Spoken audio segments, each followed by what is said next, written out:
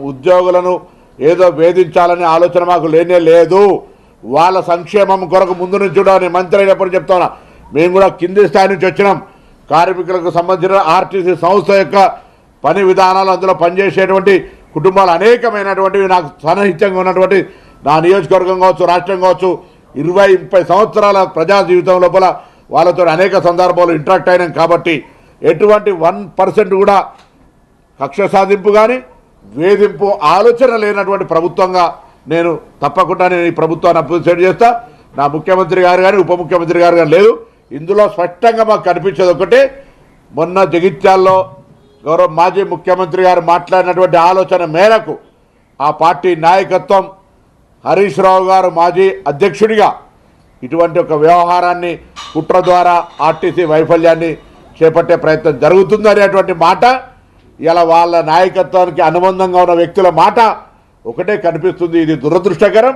నేను మరొక్కసారి కార్మికులందరికీ, ఒకవేళ సంఘ నాయకులు ప్రభుత్వమే ఒత్తిడిదారు నిరసన చెప్తే చెప్పండి, కానీ అందులో పనిచేస్తున్న ఉద్యోగస్తులు, అక్కా చెల్లెళ్ళు, అన్నదమ్ములందరూ కూడా మీరు బాధ్యతగా పేద ప్రజలకు లైఫ్ లైన్ అయినటువంటి గ్రామీణ ప్రాంతాల నుంచి వైద్యం కొరకు, విద్య కొరకు, ఉపాధి కొరకు 65 లక్షల మంది బస్సును వాడుతూ ఉన్నారు. వాళ్ళ అంశంలో మానవతా హృదయంతో వ్యవహరించాలి. నేను ప్రభుత్వంగా మరొకసారి చెప్తున్నా, మీ అంశాలన్నీ 32లో మీరు పని భారము ఇతరత్ర అన్ని అంశాలకు సంబంధించి 29 అంశాలను అక్రాస్ టేబుల్గా వెంటనే నిర్ణయం చేయడానికి సిద్ధం. తప్పుడు ప్రచారం వద్దు. ఆ 3 అంశాలకు సంబంధించి సాంకేతికమైన అంశాలను 4 అధికారుల కమిటీ అది కూడా పరిష్కారం 4 వారాల లోపల చూపెడుతుంది అనే మాటని సందర్భంగా మనం చేస్తాం.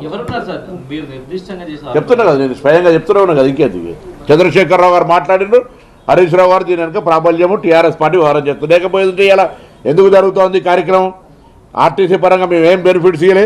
మీకు లిస్ట్ ఇస్తాను. ఇలా 2000 సంబంధించిన 13 పెండింగ్ బాండ్స్ ఇచ్చినాము. 2017 మేము వచ్చిన తర్వాత 2017లో పెండింగ్ ఉన్నటువంటి పిఆర్సీ క్లియర్ చేసినాము. 2025 పిఆర్సీ ఇవ్వాలి, 21 పిఆర్సీ ఇవ్వాలి. దానికి సంబంధించి కూడా ఆర్థికపరమైన భారం పడుతుంది. ఇప్పుడిప్పుడే కోలుకొని మూలిగే నక్క మీద తాడి పన్ను వడద్దనేటువంటి ఆలోచనతో జరుగుతాను. ఎక్కడా పోదు ఒక్క రూపాయి కూడా వాళ్ళకి అందరికి లాభం జరుగుతుంది.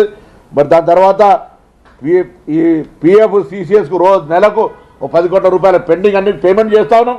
ఇన్ని కార్యక్రమాలు జరగంగా కూడా వాళ్ళు అట్లా మాట్లాడితే ఇది దురదృష్టకరం. దీని వెనుక తప్పకుండా రాజకీయ కుట్ర ఉంది. ఆర్థిక పరంగా ఉన్నాయి కూడా 29 అంశాలను మేము ముందు ఇలా మళ్ళీ చెప్తా ఉన్నా. ఆర్థిక పరంగా ఉంటే కూడా